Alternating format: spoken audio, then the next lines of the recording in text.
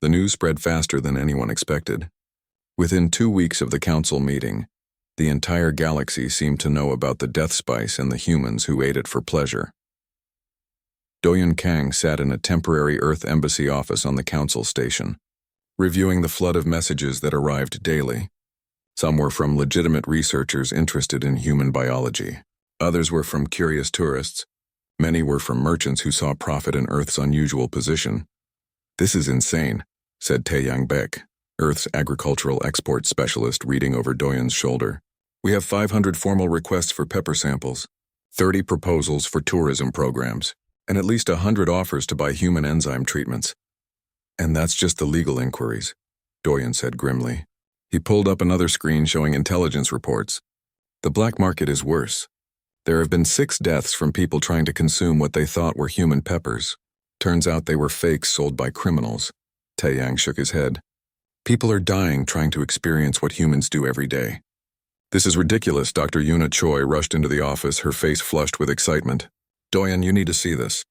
The treatment works even better than we hoped." She pulled up medical records on the screen. "We just saved the life of a Threxian worker who was exposed to an industrial toxin almost identical to capsaicin. The human enzyme treatment neutralized it within minutes. Without it, he would have been dead in seconds." "How many lives can this save?" Doyen asked. "Potentially thousands per year," Yuna said. "Similar compounds exist on dozens of worlds, usually in industrial processes or natural plant life.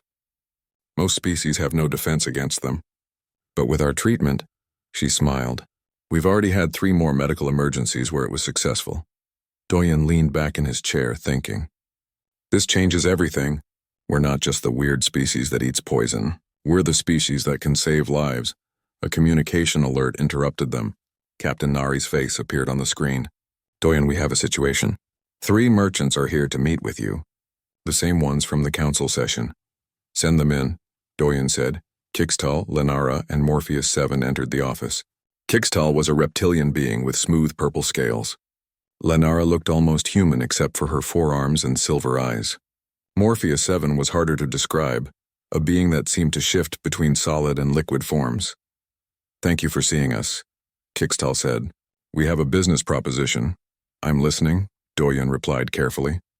Lenara pulled up a holographic display. "The demand for anything related to humans is exploding. Not just the peppers themselves, but the culture around them. People want to understand how a species can be so different from the galactic norm. We propose a partnership," Morpheus 7 added. "Earth creates a controlled tourism industry. Special facilities where aliens can safely experience human culture, including cuisine. We help you build and manage these facilities throughout council space." "In exchange for what?" Taeyang asked suspiciously. "Profit sharing, obviously," Kixtal said bluntly. "But more importantly, legitimacy. Right now, the black market is getting rich off Earth's mystery. Criminal networks are selling fake peppers, fake treatments, fake experiences. People are dying. If we create legal alternatives, we undercut the criminals and keep everyone safer." Doyen considered this. "You're asking us to commercialize our culture." "We're asking you to share it safely," Lenara corrected. "Your food is already becoming a galaxy-wide phenomenon whether you like it or not. The question is who controls that narrative? Criminals who don't care about safety? Or Earth in partnership with legitimate businesses?" "Show me your proposal," Doyen said. Over the next hour, the merchants detailed their plan. They wanted to establish a network of human culture centers across council space. These would be heavily regulated facilities where aliens could safely experience Earth food, music, art, and customs. The pepper dishes would be prepared in sealed environments with full safety protocols. "Think of it like your museums," Morpheus 7 explained, "but interactive and commercial. We're not hiding Earth away. We're presenting it properly." Taeyang looked at the financial projections. These numbers seem too good to be true. "They're conservative," Kixtal said. "You're underestimating how fascinated the galaxy is with humans right now. Species that can safely visit these centers will pay premium prices for the experience. Researchers will pay for access to study human biology. Medical facilities will pay for the enzyme treatments." Yuna studied the medical portions of the proposal. "You want to mass-produce the treatment?" "Under strict Earth oversight," Lenara assured her. "You retain all rights to the formula. We just want to be the distribution network. Every life saved is also good marketing for the broader human culture initiative." This feels like we're selling ourselves, Taeyang said quietly. You're selling access to something unique, Kixtal replied. Every species in the council does this to some degree. The Aquarians sell their water purification technology. The Perithians sell energy solutions. Earth's unique offering is your biological resilience and the culture you've built around it. Doyen stood and walked to the window, looking out at the vast council station. He could see ships from 100 different worlds docked at various ports. Each of those ships represented a species with their own unique qualities and offerings. Let me think about it, Doyen said. I need to discuss this with Earth's government and the rest of the delegation. Of course, Lenara said, standing. But think quickly. Every day we delay, the black market grows stronger and more dangerous. After the merchants left, Doyen, Taeyang, and Yuna sat in silence for a moment. What do you think? Doyen finally asked. The medical applications alone make this worthwhile, Yuna said. If we can save lives and make Earth look less threatening to the Council, that's valuable.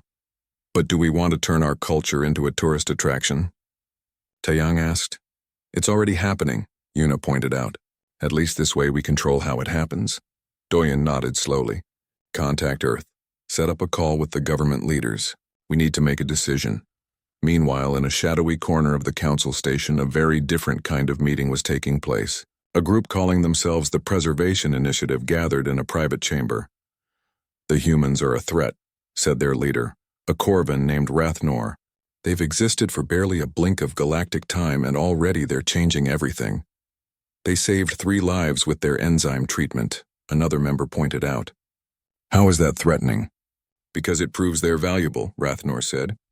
The Council will welcome them fully. They'll spread their dangerous biology across the galaxy, and when they decide to weaponize it, we'll all be at their mercy. What do you propose? Asked a third member. We ensure Earth remains quarantined, Rathnor said. Whatever it takes. The Council vote is in 3 days. We have that long to make sure the right decision is made. Back on Earth, the Government Emergency Council met virtually, with representatives from dozens of nations appearing on screens around a conference table. The merchant's proposal has merit, said the Korean representative. It brings economic opportunity and positive relations with the galaxy.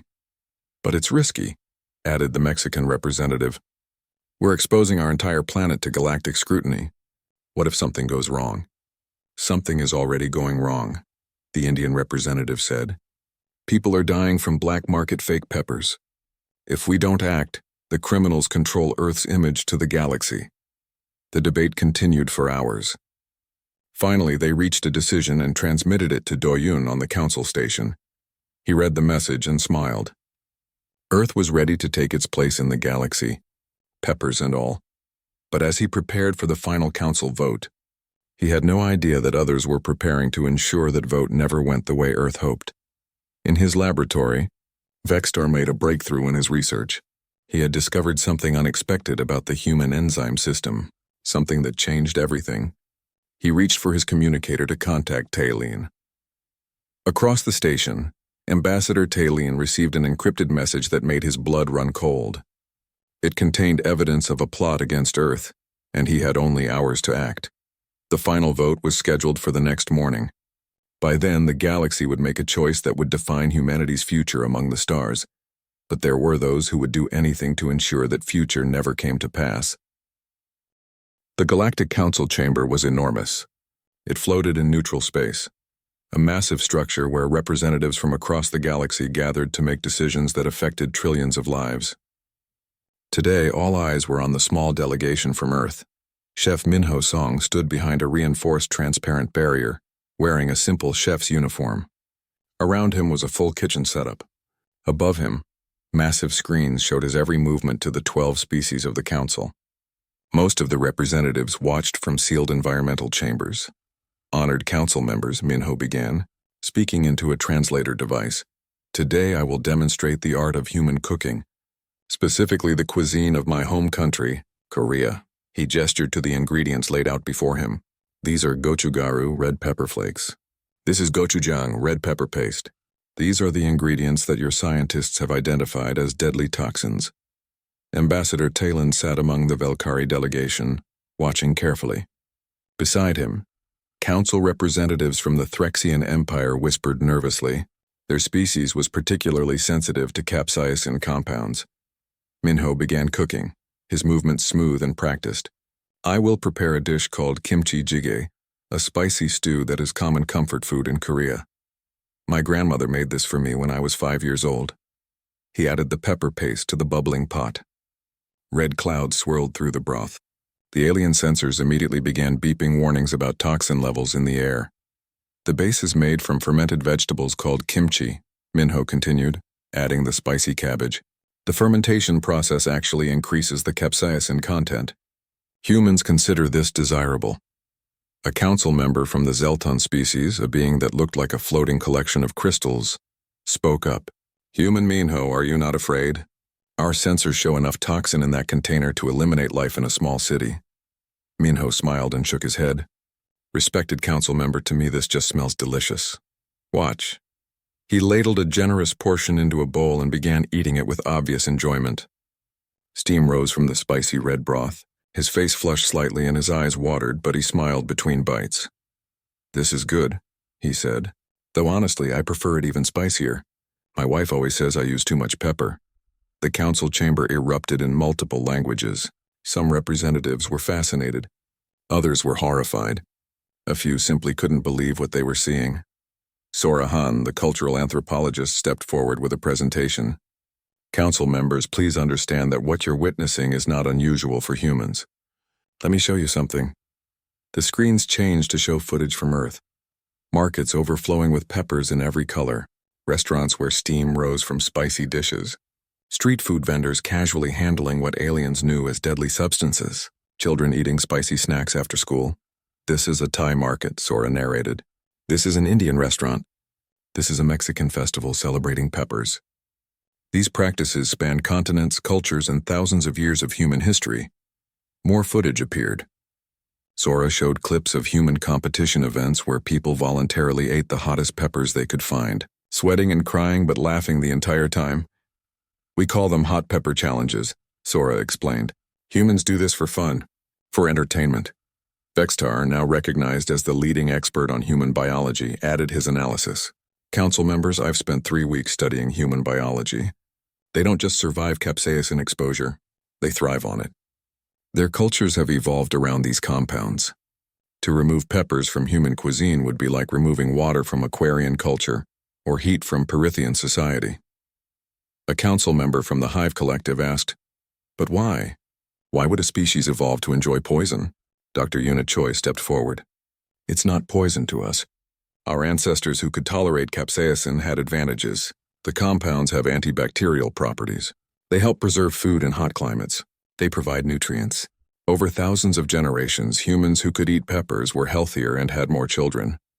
We evolved to not just tolerate these compounds, but to enjoy them.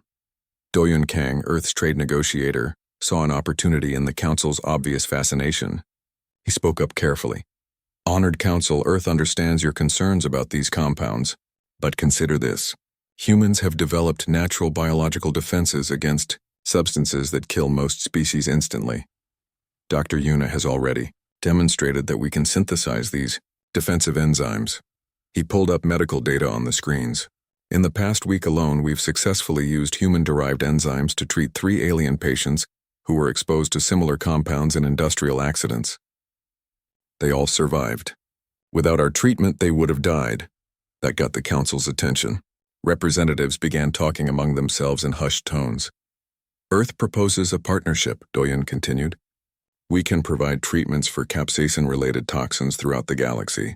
We can help develop safety protocols for planets where similar compounds exist naturally. We're not a threat, Honored Council. We're a resource, but not everyone was convinced.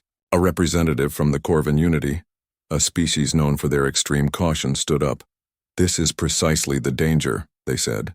A species that casually consumes Class 5 bioweapons, that has evolved specifically to process deadly toxins, that now offers to spread these defensive capabilities across the galaxy. What happens when Earth decides to weaponize this biology? We would never do that, Captain Nari said firmly from her seat. You say that now, the Corvin representative continued. But you've had access to these compounds for millennia and never realized their lethal potential to other species.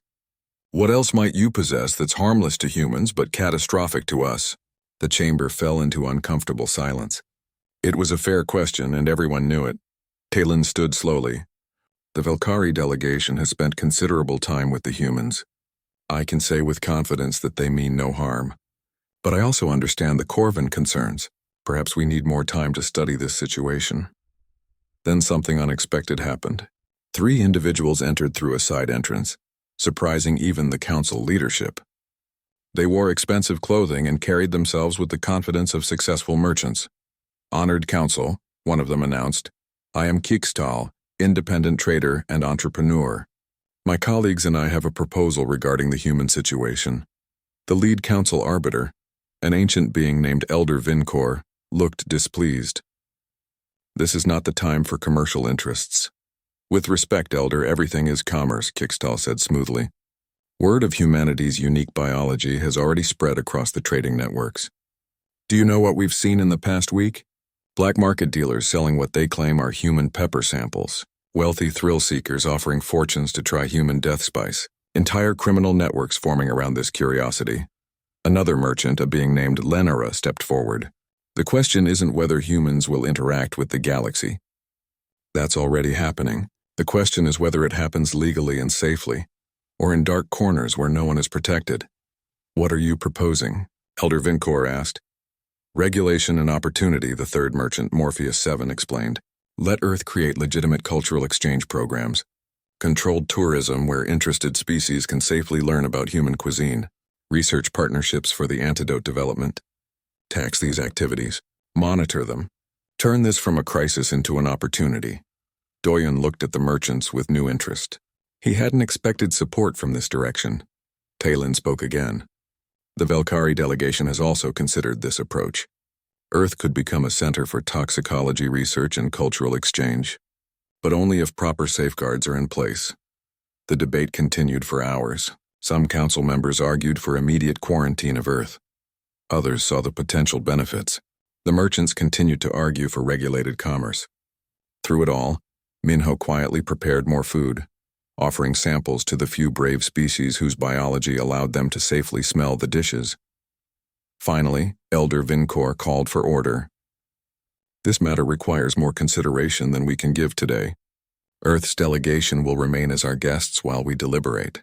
We will reconvene in 1 week with a decision."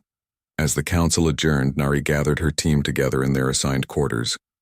"We need to be ready for anything," she said. "Best case, we get full council membership with regulations. Worst case, they quarantine our entire planet." "There's a third option," Doyen said quietly. "They might vote to preemptively eliminate what they see as a threat. We need to be prepared for that too." Outside their quarters in the vast corridors of the council station, the galaxy was already changing. News of the death spice had spread. Debates raged across 1,000 worlds. Some saw opportunity, others saw danger. And on Earth, billions of humans went about their day, completely unaware that their love of spicy food had put their entire species at the center of a galactic crisis. The emergency meeting room was thick with tension. On one side of the table sat the human delegation. On the other, Ambassador Talon and his remaining staff, all wearing full environmental suits. Between them stood clear barriers that had been rushed into place. Dr. Hyunwoo Kim stood at a holographic display, showing molecular structures that rotated slowly in the air. His hand still shook slightly as he pointed to the various compounds. "This is capsaicin," he explained. "It's the chemical compound that gives peppers their spicy taste. Humans have been eating it for over 10,000 years. Talion's voice came through the communication system, distorted by his helmet. "Doctor, what you call capsaicin is chemically identical to what we call crimson doom. It destroys living cells on contact with most known biological systems." "How are you still alive?" Yuna Choi stepped forward with a data pad. "We've been running tests for the past 6 hours. The results are clear. Human biology processes these compounds completely differently than your species. What kills you makes us feel a slight burning sensation that we actually enjoy." "Enjoy?" Talon repeated, his tone suggesting he thought he had misheard. "Yes," Hyunwoo said. "The burning sensation stimulates our endorphin production. It makes us feel good. Some humans actively seek out the strongest peppers they can find. An alien scientist named Vextar, wearing a bulky protective suit, examined the data on his own device. He was short and covered in what looked like green scales. His 3 eyes blinked independently as he studied the information. "This is unprecedented," Vextar said. "I've studied toxicology for 60 years across 34 star systems. I've never seen a species with natural immunity to Class 5 toxins." "It's not immunity," Yuna corrected. "It's adaptation. Our bodies produce specific enzymes that break down capsaicin compounds before they can cause cellular damage. These enzymes are unique to humans and a few other Earth species." Talon turned to look at his colleagues, then back at the humans. "You're telling me that every human on your planet can safely consume what would kill 89% of known galactic species within seconds?" "Pretty much," Nari said.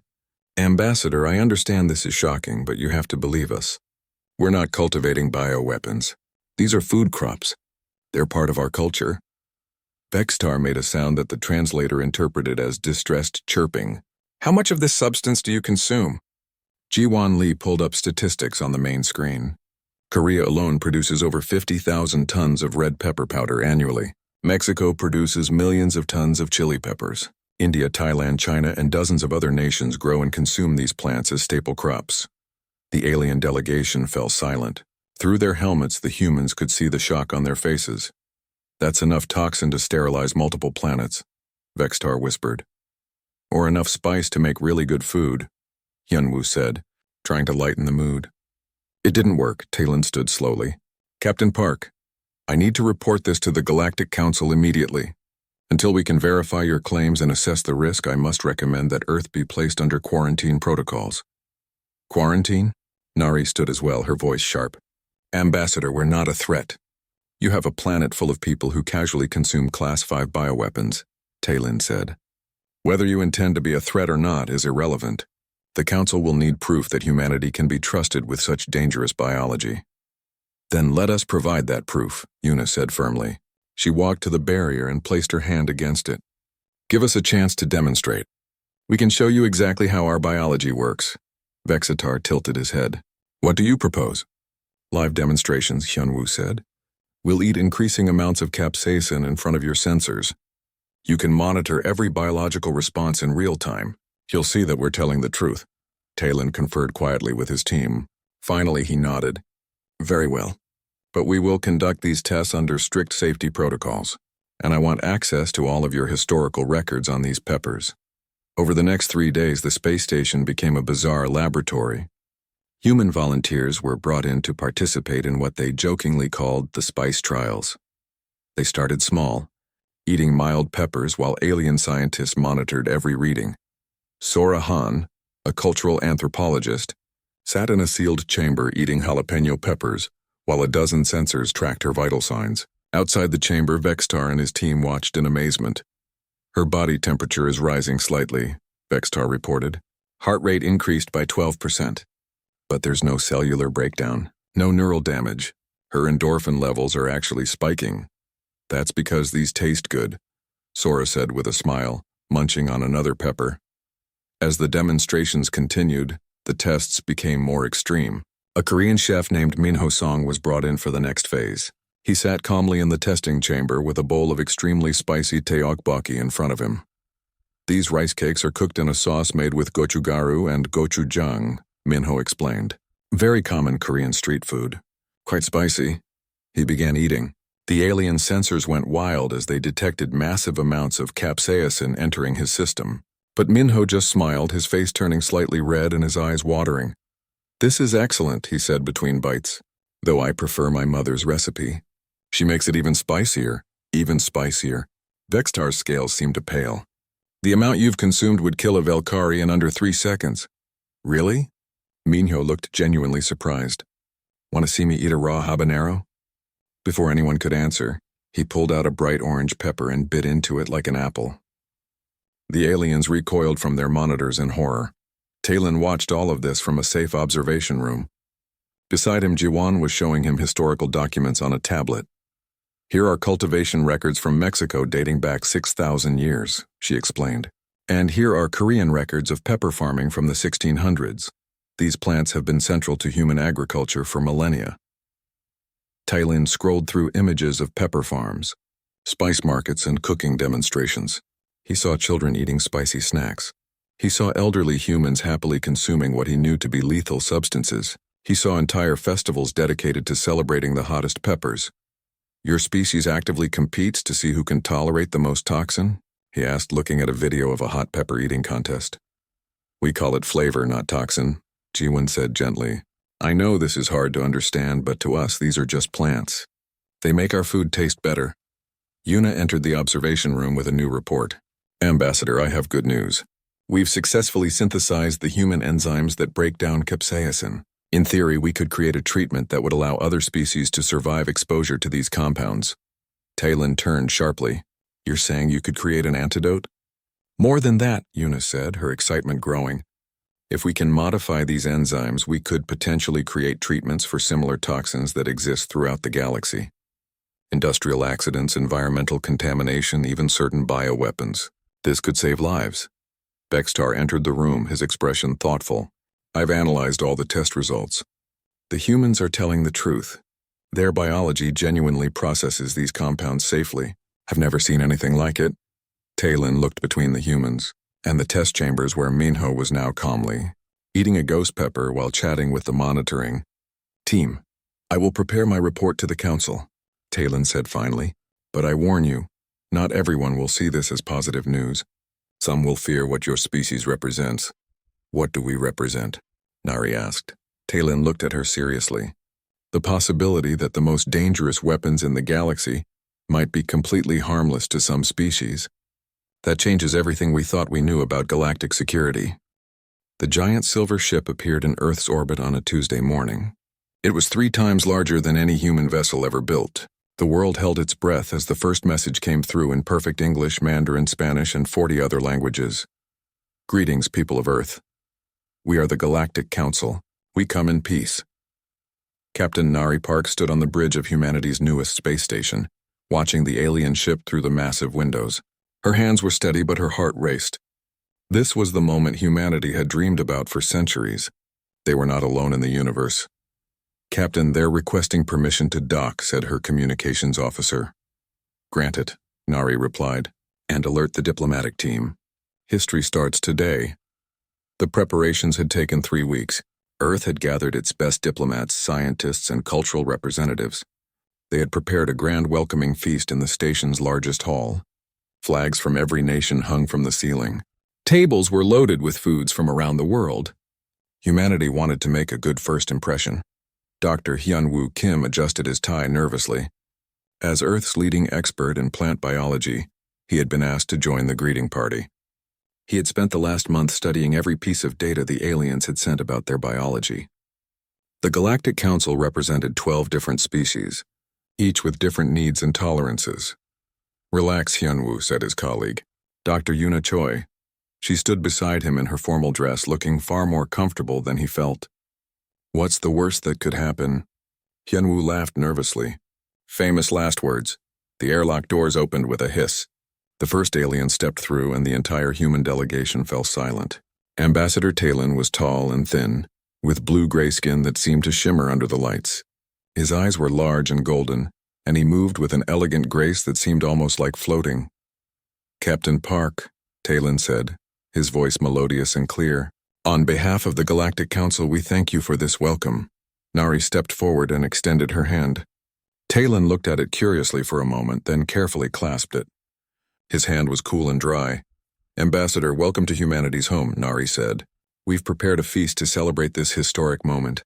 Behind Talon, 11 other aliens emerged. Some walked on 2 legs, others on 4. Some had scales. Others had fur or smooth skin in colors humanity had never imagined. Hyunwoo tried not to stare, but it was impossible not to feel overwhelmed. The feast began well. Humans and aliens sat together at long tables, attempting to communicate through translation devices. Laughter echoed through the hall as both sides tried to understand each other's customs. The aliens had brought gifts of their own strange foods and beautiful crystals. Humans offered music, art, and samples of Earth's diverse cuisine. A young Velkari diplomat named Kiri sat at one of the tables, fascinated by everything around her. She was Talon's assistant, and this was her first diplomatic mission. Her silvery skin glowed with excitement as she watched humans eat and drink with such enthusiasm. "You must try our food," said Jiwan Li, Earth's diplomatic liaison. She smiled warmly and gestured to the buffet table. "We have dishes from every culture on our planet." Kiri's translator device buzzed. "I would be honored," she said. Jiwan led her to the buffet and pointed out various dishes. There were pasta from Italy, sushi from Japan, curry from India, and dozens of other options. Near the end of the table sat several Korean dishes, including bulgogi beef, kimchi, and bibimbap bowls. "This is from my home country," Jiwan said proudly, pointing to a beautifully arranged bibimbap bowl. "It's rice with vegetables, egg, and meat. Very traditional." The bowl was garnished with a sprinkle of bright red flakes that looked like tiny flower petals. They were gochujang, Korean red pepper flakes used to add flavor and color to the dish. Kiri picked up a small portion with the provided utensils. She brought it to her mouth and took a delicate bite. For a moment, nothing happened. Then her golden eyes went wide. Kiri's body went rigid. The bowl clattered to the floor. She made a strangled gasping sound and fell backward. "Kiri!" Taylin rushed forward as chaos erupted. Hyunwoo pushed through the crowd and knelt beside the fallen alien. Her skin had turned from silver to a dark gray color. Her body convulsed violently. Medical scanners appeared instantly, held by both human and alien doctors. "Her neural system is shutting down," an alien doctor said. His voice panicked. "Cellular breakdown across all major organs." "What did she eat?" Taylin demanded, his calm demeanor gone. Jiwan pointed with a shaking hand. Just rice and vegetables. Nothing toxic. I checked every ingredient." But it was too late. Within 30 seconds of her first bite, Kiri stopped moving. The scanners confirmed what everyone feared. She was dead. A heavy silence fell over the hall. 3 other aliens suddenly stumbled, clutching their throats. They hadn't even eaten anything, but they had been standing near the buffet table. "Seal the room," Tatlin shouted. "Activate emergency quarantine protocols." Metal shutters slammed down over the doors and windows. Air filtration systems roared to life. The remaining aliens were rushed into sealed chambers while human medical teams scrambled to help. Captain Nari's communicator buzzed urgently. "Captain, we're detecting the contamination in the air circulation system." "Whatever killed that diplomat is airborne. 4 more aliens are showing symptoms." Hyunwoo grabbed the dropped bibimbap bowl from the floor. His hands trembled as he examined it. What could have possibly caused this? Every ingredient had been tested and approved as safe for the known alien biologies. Then he saw them. The tiny red flakes scattered across the rice. His blood ran cold. "No," he whispered. "It can't be." He rushed to the nearest computer terminal and began pulling up chemical analyses. His fingers flew across the keyboard as he cross-referenced the compounds in the pepper flakes with the alien biological data they had received. The match came back within seconds. His face went pale. "Captain Park," he called out, his voice barely steady. "I need to speak with you immediately." Nari joined him at the terminal. "What is it, Doctor?" "The pepper flakes," Hyunwoo said, pointing at the chemical structure on the screen. "The compound in them. The Galactic Council database identifies it as Crimson Doom. It's classified as a Class 5 bioweapon. It's been banned in 47 star systems." Nari stared at him in disbelief. "Bioweapon? Those are just pepper flakes. We eat them every day." "Not to them," Hyunwoo said quietly. "To most species in the galaxy, capsaicin compounds cause instant cellular death. Captain, we've been casually eating what the rest of the universe considers one of the most lethal substances ever discovered." Taylin approached them, his expression a mixture of horror and confusion. "We found trace amounts of the toxin throughout your food supplies." "Captain Park, why does Earth cultivate weapons of mass destruction?" Nari looked from the ambassador to the scattered red pepper flakes on the floor, then to the sealed chamber where 4 more aliens fought for their lives. She realized with terrible clarity that humanity's first contact with the galaxy might also be its last. "Ambassador," she said carefully, "I think we need to talk." The alarm woke Captain Nari at 3 a.m. station time. Red emergency lights flashed in her quarters. Her communicator buzzed with urgent priority messages. "Captain Park, report to the command center immediately," said the voice of her security chief. "We have a code red situation." Nari dressed quickly and ran through the corridors. The Earth delegation section of the station was in lockdown. Armed security personnel from multiple species stood at every intersection. In the command center, chaos reigned. Multiple screens showed different parts of the station. On one screen, fires burned in what looked like a storage facility. On another, security forces were surrounding a section of the docking bay. What happened? Nari demanded. Sabotage, said Ji-hoon Ryu, Earth's council representative, who was already there. Someone attacked our facilities. The storage area where we kept pepper samples for testing, our medical lab where Yuna was synthesizing the enzyme treatment, and they tried to plant explosives in the docking bay near our ship. Casualties? Nari asked, her voice tight. 2 security guards injured, but they'll recover. The saboteurs knew what they were doing. This was professional. Ambassador Taylin rushed into the command center, his usually calm demeanor shattered. Captain Park, I came as soon as I heard. I believe I know who's responsible. He pulled up an encrypted message on one of the screens. I received this 6 hours ago. I thought it was a hoax, but now... He showed them evidence of a conspiracy within certain council factions, a group calling themselves the Preservation Initiative. They're planning to ensure Earth is voted down tomorrow. By destroying our research, Ji-hoon asked.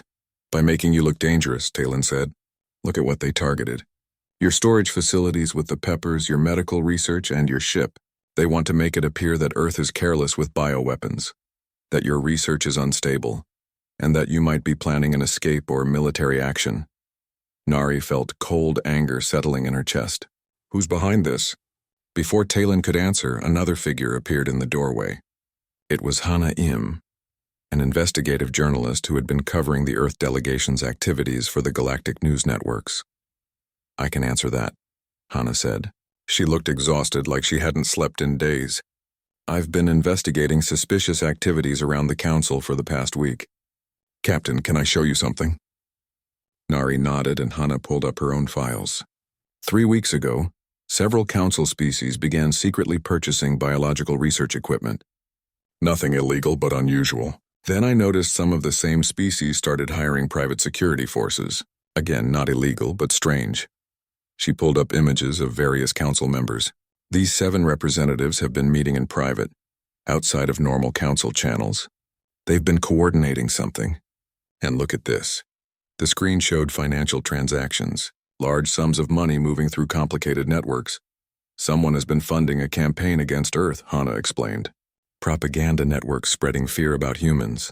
Black market operations selling fake peppers specifically designed to harm people, making Earth look dangerous. And now tonight's sabotage, but why? Yuna Choi asked, entering the command center wrapped in a blanket. She had been working in the lab when the explosions happened. Why would anyone go to such trouble? Fear, said a new voice. Everyone turned to see Vextar standing at the entrance holding a datapad. And I believe I've discovered what they're truly afraid of. The small alien scientist walked to the main display and uploaded his research. Complex genetic sequences appeared on the screen. I've been studying human DNA for weeks, Vextar began. Your species is remarkable not just for capsaicin tolerance. You have unusual resistance to dozens of compounds that are lethal to most species. Alcohol, which is toxic to 70% of known life, is a recreational substance for you. Caffeine, which would kill a Velkari in small doses. You drink daily. Certain molds that produce deadly toxins you deliberately grow on your food and call it cheese. He highlighted specific genetic markers. Humans are, by galactic standards, incredibly resilient. Your immune systems are aggressive. Your ability to adapt to toxins is unprecedented. And here's what I discovered tonight, just hours before the sabotage. A new image appeared. Your enzyme system that breaks down capsaicin could be modified to handle similar compounds. With some work, humans could potentially become naturally immune to most Class 4 and Class 5 bioweapons used throughout the galaxy. The room fell silent. That's why they're afraid, Vextar continued. Not because humans are dangerous now, but because you could become nearly immune to the weapons that keep galactic power in balance. A species that can't be threatened with biological warfare, that can survive in environments that kill others, that adapts instead of dying. We would never use that for conquest, Ji-hoon said firmly. I believe you, Vextar replied, but the Preservation Initiative doesn't. They see humans as a threat to the existing order. They remember the old wars when biological weapons nearly destroyed the galaxy. They think you're the beginning of a new arms race. Taylin looked ill. If this information becomes public during tomorrow's vote, Earth will be seen as even more dangerous, Nari finished. They've set us up perfectly. Make us look careless and threatening, then reveal that we're actually more dangerous than anyone thought. We need to find who's leading this conspiracy, Ji-hoon said. We need proof. I have some of it, Hana said, pulling up more files. But I need access to council security records to confirm the rest. Records that I can't legally access. Taylin made a decision. I'll give you access. If this conspiracy is real, it threatens the integrity of the entire council. That supersedes privacy concerns. Over the next few hours, they worked frantically. Hana traced financial records and communication patterns. Talon used his council access to pull security footage. Vextar analyzed the sabotage methods and matched them to specific technologies only available to certain species. As the station's artificial dawn approached, they had their answer. Rathnor, Talon said quietly, looking at the image of a Corvan Council representative.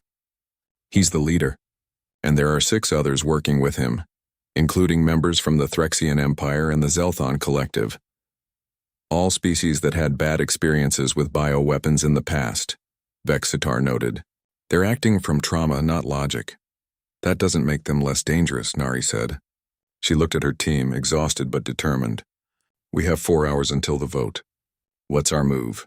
Doyen, who had been silent while watching everything unfold, finally spoke. We expose them. We present everything we've found to the full council before the vote. Let them see that the real threat isn't Earth, but those who would sabotage the council's democratic process. That's risky, Ji-hoon warned. It could look like we're attacking council members to deflect from our own problems. It's also the truth, Yuna said. And we have proof, Talon stood. I'll contact the Elder Council. They can order an emergency session before the vote. But Captain Park, you need to be prepared. If this goes wrong, if they don't believe us, Earth could be quarantined indefinitely, or worse.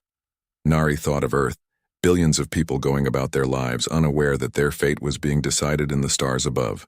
She thought of every human who had ever enjoyed spicy food, never knowing it marked them as different from most of the galaxy. We tell the truth, she said firmly. Whatever happens, we tell the truth. As they prepared for the emergency council session, alarms blared again. This time from the docking bay. Captain, her security chief called. We have multiple ships approaching the station. They're not following standard protocols. He paused, checking his readings. They're warships, at least 20 of them, from multiple council species. On the screens, they could see the approaching vessels. Sleek and deadly, they surrounded the council station in a clear show of force. A message came through on all channels. It was Rathnor's voice, cold and certain. This is a message to the Galactic Council and the human delegation. The Preservation Initiative has taken steps to ensure galactic security. We demand that Earth be quarantined immediately, and that all human research into biological systems be surrendered to Council oversight. If our demands are not met within 6 hours, we will take action to protect the galaxy from this threat. Nari looked at the warships on the screen, then at her small team of diplomats and scientists. Well, she said with a grim smile, I guess we're not waiting until the vote after all. The galaxy held its breath, wondering if humanity's first contact would end in war before it truly began.